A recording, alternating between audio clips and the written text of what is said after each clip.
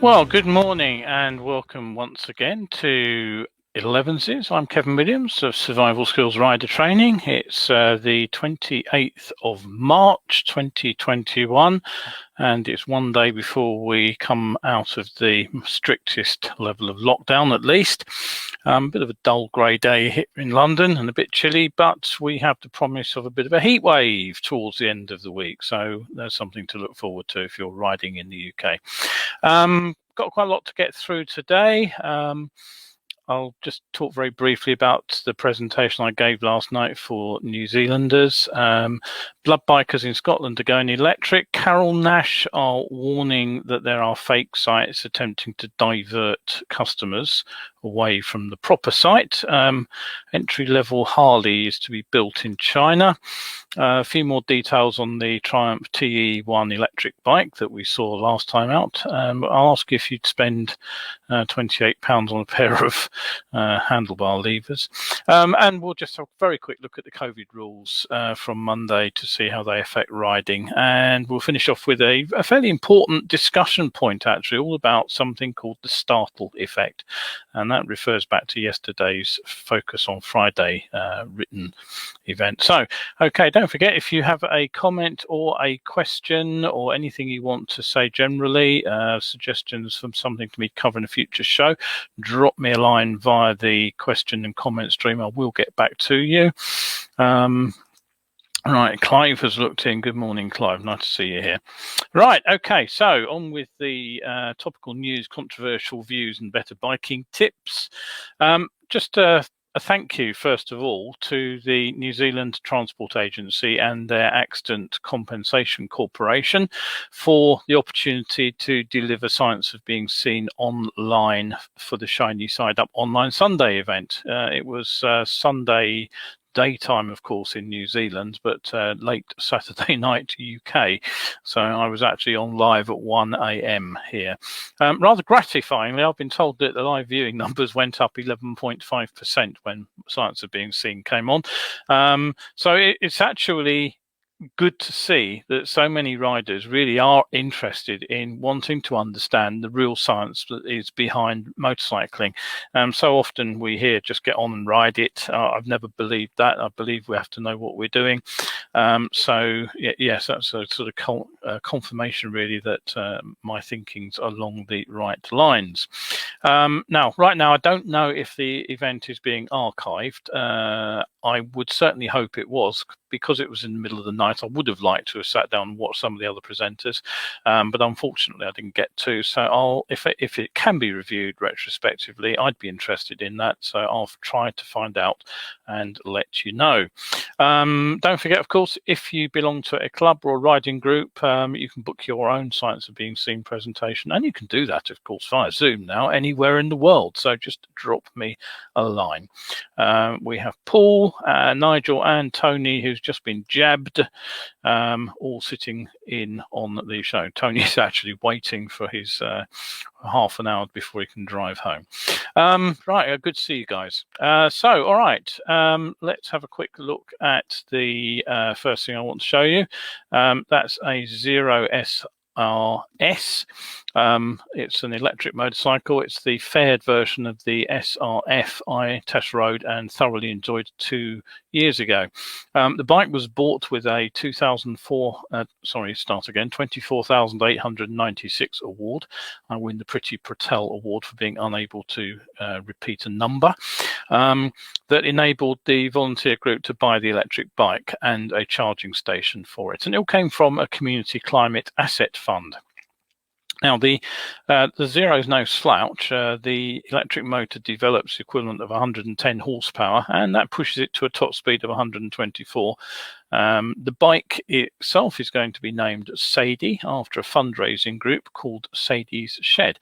And as you can see, it's equipped with a full luggage kit, and that will enable the riders to carry blood samples, PPE, medical materials generally, between hospitals and other healthcare facilities, or direct to a patient's home, in fact, in the east of Scotland. And that group operates between the borders and right up to Fife. So the services of these blood bike organisations generally across the country support a network of GPs, district nurses, care homes and community hospitals. And not surprisingly, they've been in particular demand since the pandemic took hold in 2020. The power actually comes from a 14.4 kilowatt battery pack. The claimed city range is 161 miles, dropping to just over 100 miles at motorway speeds before the battery needs a top up. As with all these claims for battery life, I'm not quite sure that it will make exactly those numbers, but in my test ride, I would say that they're not that far off. You might end up a few miles short of those maximum ideal condition ranges, but they're not that unreasonable.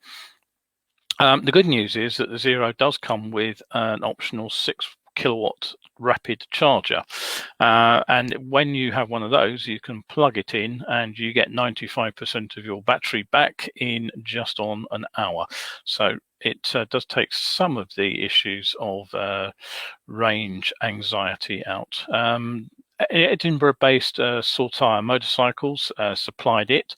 Bloodbikers Scotland are actually backed by Ewan McGregor, who you may know is a motorcycle fan, and they all provide a free of charge transport service to the NHS trusts. It would be interesting to see if the machine proves practical in the job. I'd certainly like to see some follow-up stories on that. If we can use it for blood biking, maybe it will shift the perception of riders generally to be more favourable about motorcycles with electric power sources. Now, next story, I came across a blog item on the Carole Nash site. Now, what they were doing is warning bikers about to check before they commit their details to the website to make sure they really are logging into the Carole Nash site. So I'll read out what they actually said. No one wants to make an insurance claim, but when you do, you want the peace of mind that the person on the other end of the phone has your best interests at heart and is not out to make a quick buck at your expense. We've identified a number of websites using Google to effectively pass off as insurance companies. In recent years, a number of claims companies have used Google and other search engines to tout for business and take on claims from motorcyclists who have been involved in accidents. By using Google adverts to appear at the top of the search pages, these third-party websites' call centers appear when you search for your insurance brand and attempt to sell their services, and sometimes less honestly present themselves in a way that suggests they may actually be your insurance broker. So basically what they're saying is you may be diverted to a no-win, no-fee lawyer without you actually being aware of who you're talking to.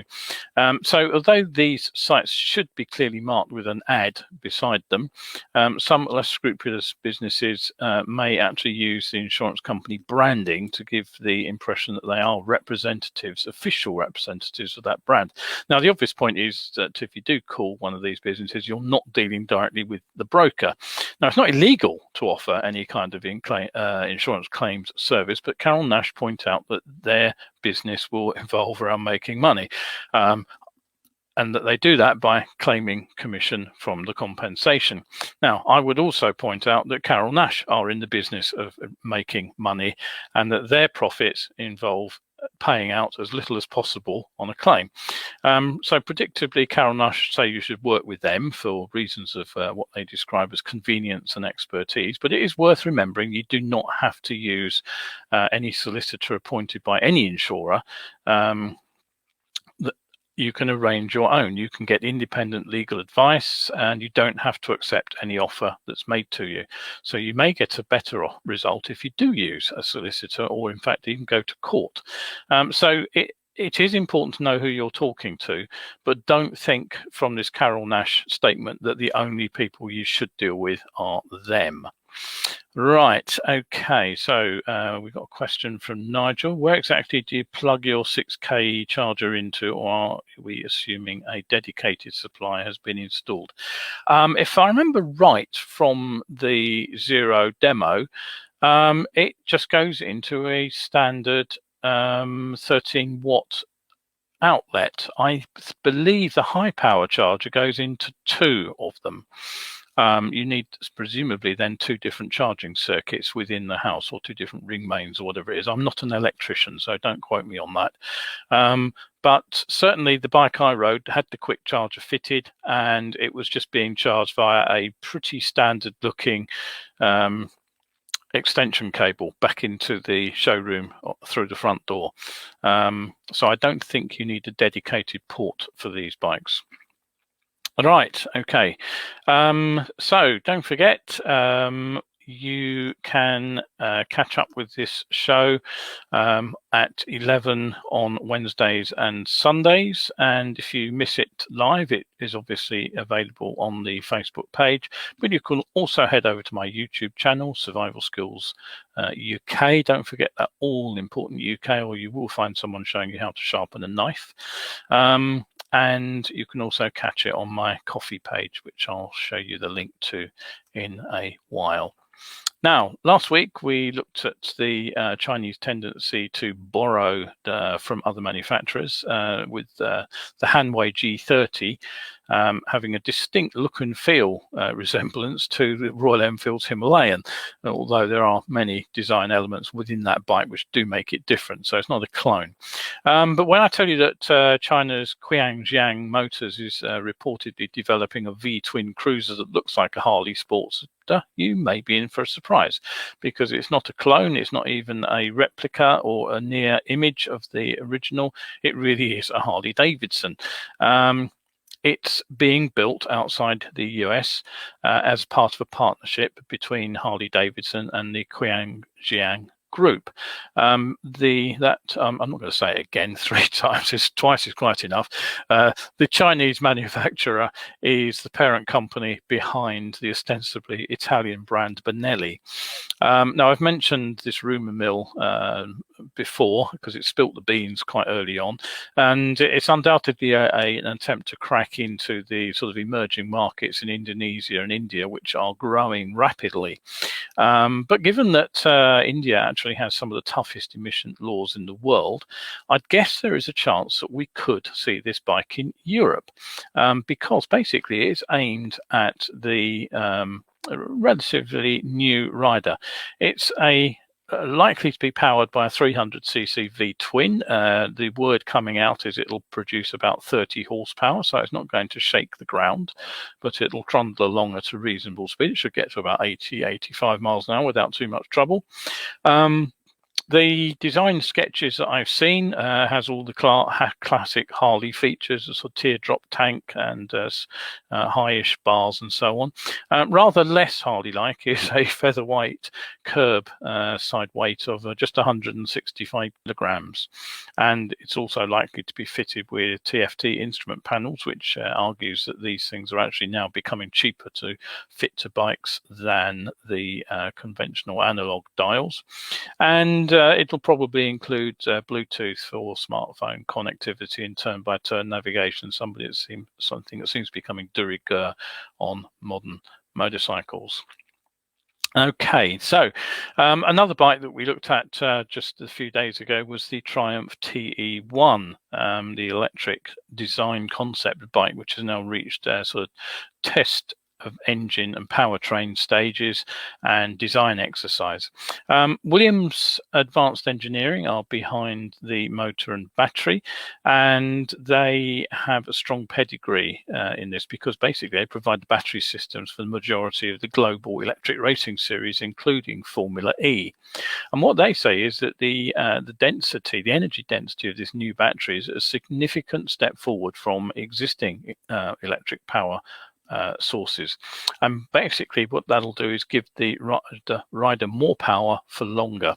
It comes with an advanced cooling system, and it can apparently deliver maximum power even when the battery is approaching discharged. And apparently, I didn't know this, but it's something where other batteries apparently have to rein back the power output because the battery starts to overheat as it goes flatter.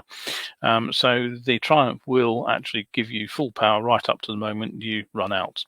The battery has a peak power output of 170 kilowatts and a continuous power output of 90 kilowatts and a capacity of 15 kilowatt hours. So basically what that says is it allows class leading range when combined with the motor, which is 180 horsepower or thereabouts. The motor also weighs around 10 kilograms, which is considerably less than a comparable petrol engine.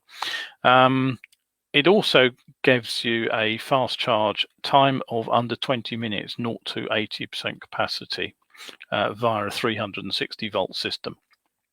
Now, all that's been built into a brand new chassis, which is designed specifically to cope with the mass of the motor and the battery, which is different from a conventional petrol engine. So not simply bolting this into a standard frame. The entire new chassis is going to be evolved in phase 3 of the project, and that will be there. Then go into a test platform, a mule as they often call them, in phase 4, and that'll be presumably the phase before the pre-production models appear. Now, with all that in mind, I couldn't actually help but have a good laugh when I read what Top Gear had to say on this. So the writer said, anyone in the mood for 180 horsepower motorcycle developed by the brightest minds at Williams, Triumph and an actual university? Yeah, I thought you might be. Oh, one other thing, it's electric. But what does that really mean these days? Well, there'll be the heroes who claim they need a bike with 550 kilometers of range before they'll even consider it, then toddle off on their Charlie Borman mobiles to the country pub and call it an adventure. There'll be the hand wringers who worry about electric infrastructure, conveniently overlooking the fact they've had the lights on at home their entire life and it's been a good while since they were gas fired. I have to admit, I genuinely laughed out loud at that line. That's actually quite funny. But having said that, there are still significant issues around recharging. As I've said not a few times, I don't have a garage here in my Victorian London street, and the idea of stringing a 360 volt cable across the pavement at night really isn't on. Okay, so from the sublime to what I consider to be fairly ridiculous, have a look at these. These are allegedly flame levers. There appear to be a new fad. I've seen a couple of bikes with something like this fitted. The riders clearly are ignoring the safety issues of riding around with something that is already sort of pointing outwards from the bike, sticking out, and then giving it a couple of sharp spikes on each lever. I've always been fairly bemused by the fact that people ride around with aluminium cases with very sharp edges on their motorcycle. I really wouldn't want one of those falling on my leg if I crashed it. And I noticed that the latest versions actually have the corners cut off, and so that they're not rounded, but at least they are flattened off. But the idea of sticking something like that on the bike is, I think, completely bonkers. And the other thing, of course, is look at the stress point where the lever goes thin. It's about an inch or so, a couple of centimeters in from the pivot end of the lever. So if you do drop the bike, you're almost certain to snap it off and leave yourself just an inch or so of lever to try to operate. If you know about the design of a conventional lever, it has a ball on the end of it which takes the impact, and that ball is also the thinnest. Just in field from the ball is the thinnest part of the lever, so that's designed to snap if you drop the bike and basically be the sacrificial part, leaving you the rest of the lever to work with.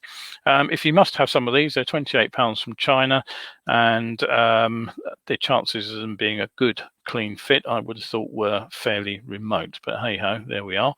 Right, okay, so what else? Got another comment coming from Sue. Hello, good morning, Sue, good to see you. Okay, so tomorrow, the moment we've been waiting for a very long time actually arrives, and we'll be permitted to ride a little more freely from Monday 29th of March as the legal stay-at-home order ends. And outdoor gatherings will be allowed for up to 6 people. But do note, the guidance remains stay local. The newly minted National Motorcyclist Council, that I mentioned a couple of times recently, have released their advice.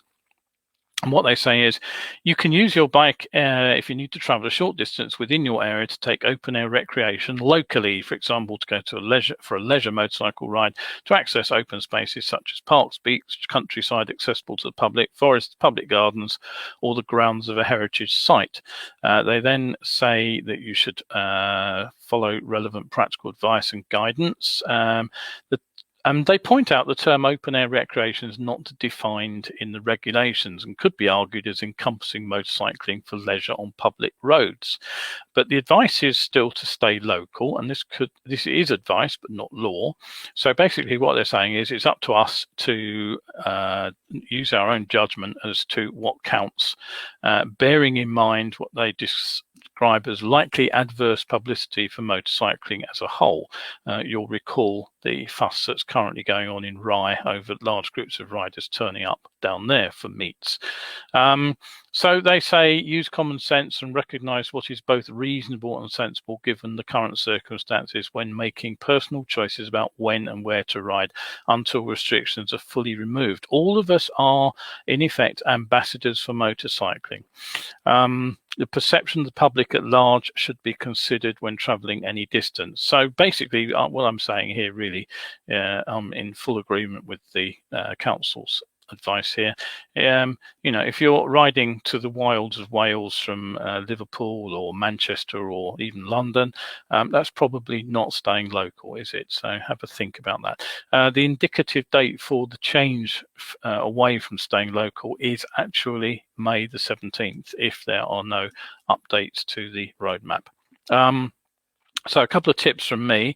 Don't forget the pandemic is not yet over. Although people are being vaccinated, like Tony this morning, there are still plenty of people who aren't vaccinated. The new strains appear to be more infectious. They appear to be causing more serious illnesses in younger people who have previously been thought to be, if not immune, less likely to be seriously affected. And the long COVID syndrome is still to be properly understood. So basically, it's up to us not to give it to anybody else if we've got it. So if you do have any symptoms, don't go riding. And if you're a younger rider, remember that you could be showing only minor cold-like symptoms. So my advice was, if you don't feel unwell, don't ride. If you do feel unwell, don't ride. You must wear a face mask or keep your full face helmet on with your visor down when entering a petrol station to pay for fuel. Steamed up glasses is not an exemption from wearing a face mask. Keep 2 meters away from people. Don't forget the virus does linger on surfaces, although it is mostly airborne transmitted. So if there are disposable gloves, use those when you're filling up, and use contactless payment if you possibly can. 45 quid is the limit on most cars now, so it should be enough to pay for a tank of petrol. And so it's a good idea to have a face mask and a hand sanitizer with you anyway, just in case you stop somewhere. Right, so, okay, that is advice for going riding as of Monday. My courses will be kicking off next week. I've already got several in the diary, which is good news. Right, so, okay, on to the final topic for today. On Friday, if you didn't read it, I'll just run over briefly what I wrote. I looked at a very unusual outcome of a police prosecution of a rider when the judge actually withdrew the case from in front of the jury. Now, very briefly, what happened in this tragic incident was that pensioner Ghulam Rasool, aged 74, was badly injured when he was hit by a motorcycle being ridden by David Hurst, 52. The collision happened when Mr. Rasool was crossing a road in Lee, which is up in the Wigan area, on September the 10th, 2019. Mr. Rasool didn't regain consciousness, sadly, after suffering severe head injuries and died 2 days later. Mr. Hurst spent 3 days in hospital with neck injuries and a broken nose. And the motorcyclist was duly charged with causing death through careless driving. He pleaded not guilty, and the case finally made it to court last week.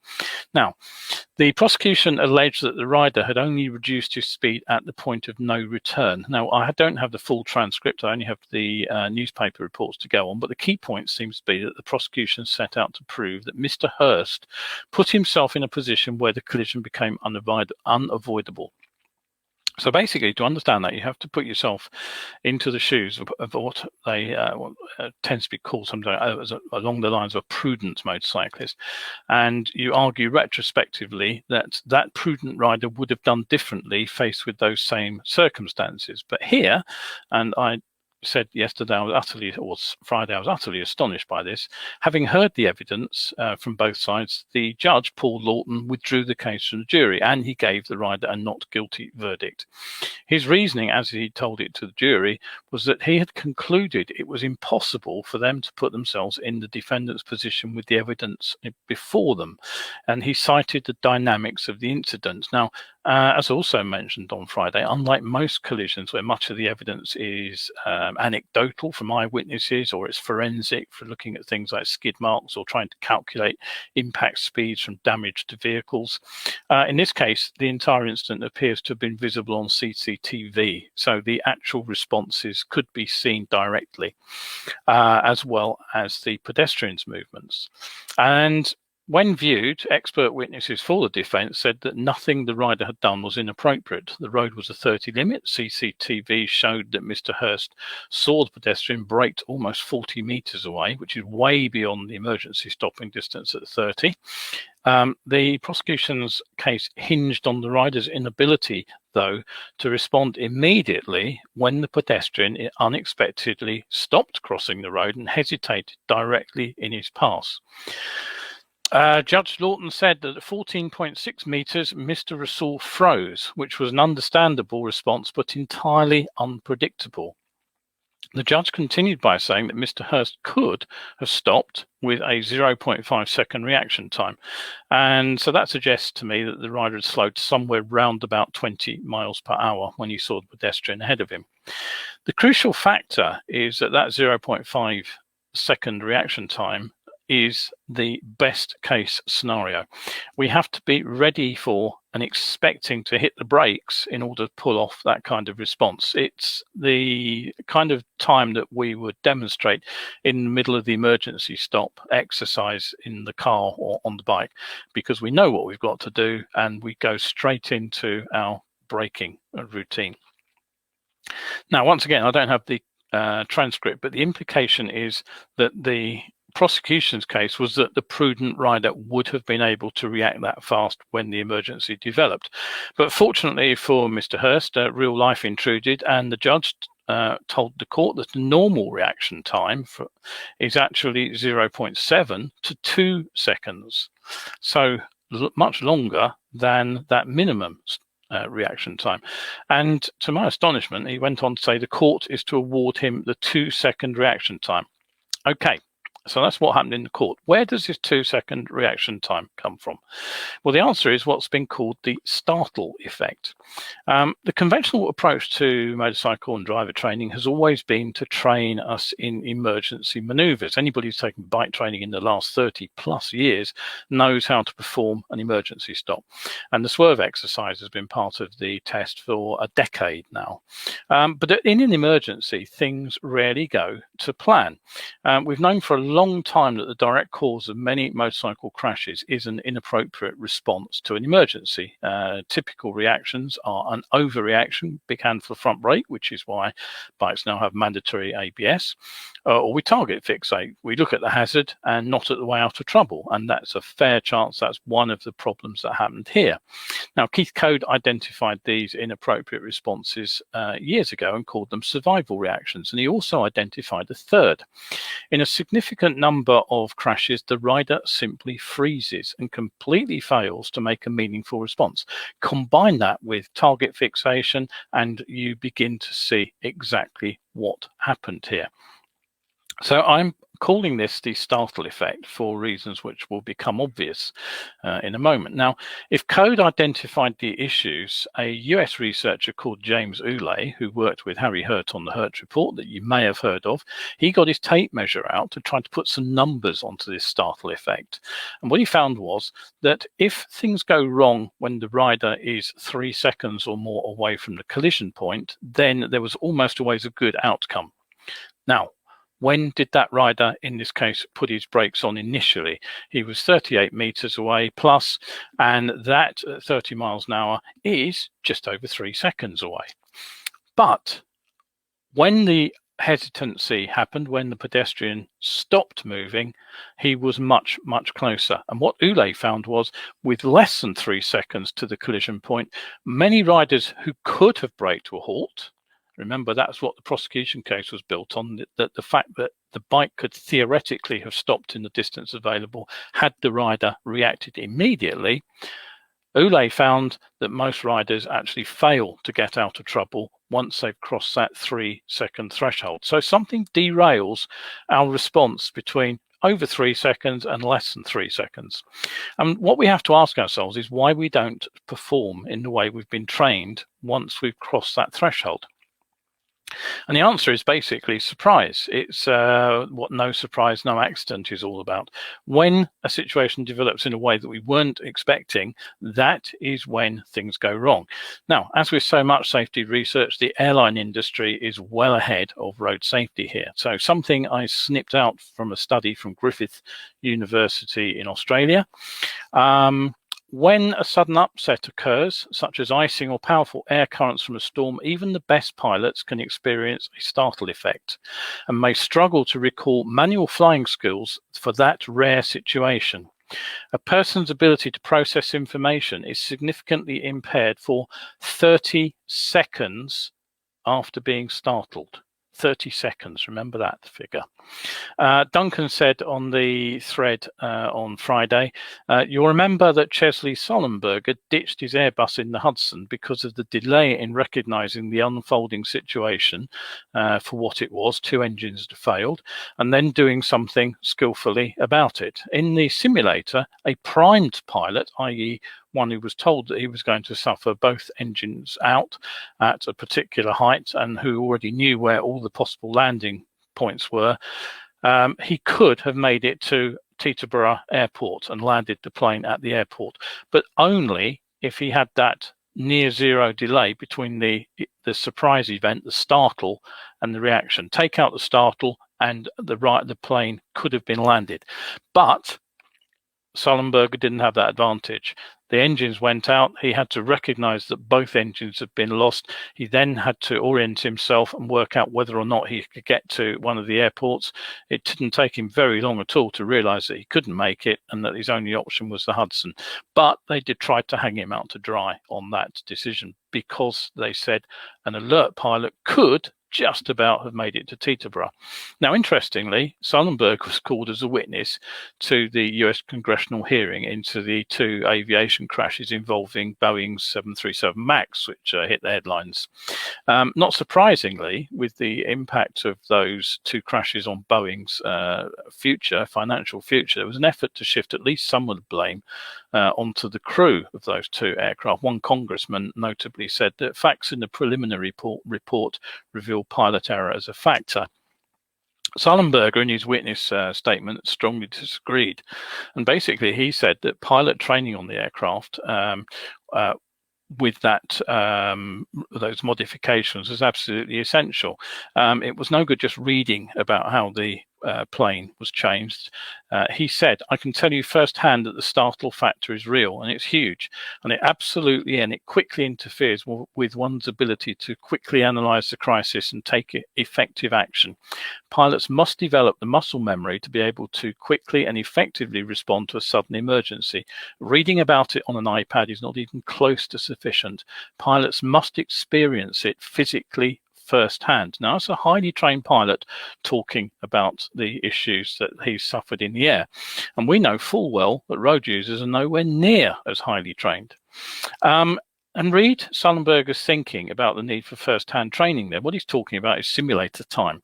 Put that in context with what we do in terms of bike training for emergency braking and swerving.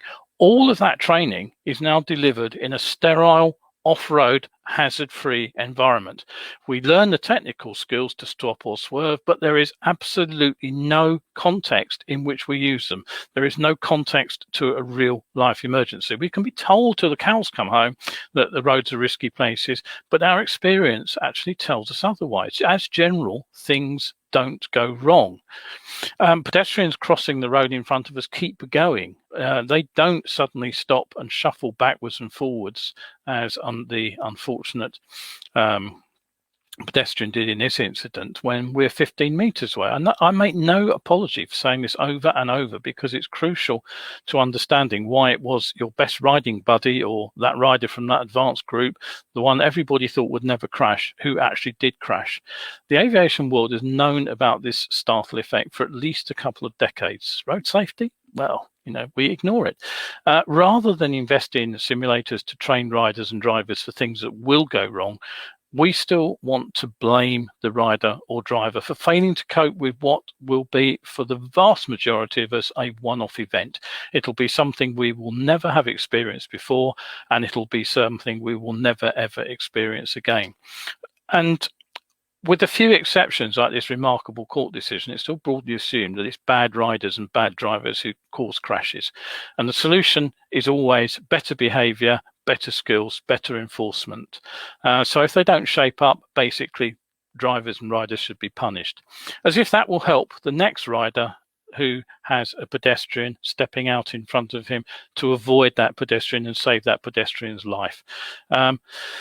Or will it save the next rider who falls victim to a "sorry mate, I didn't see you" error? Well, of course it won't. It's really high time that we changed our thinking on motorcycle safety generally. Right, rant over. Keith says, I wonder if the judge is a biker. Well, it's always possible. There are a few around. So, right, that brings me to the end of today's show. I hope you found today's information interesting. Couple of things. I have done the last of the free Friday webinars on back to biking prep, but you can still check them out on Facebook. The last one was on mental side of riding, so that may be one you would like to head back to look at. It would also be a good time to head over to my 60-second safety series of better biking tips, which are over on my YouTube channel.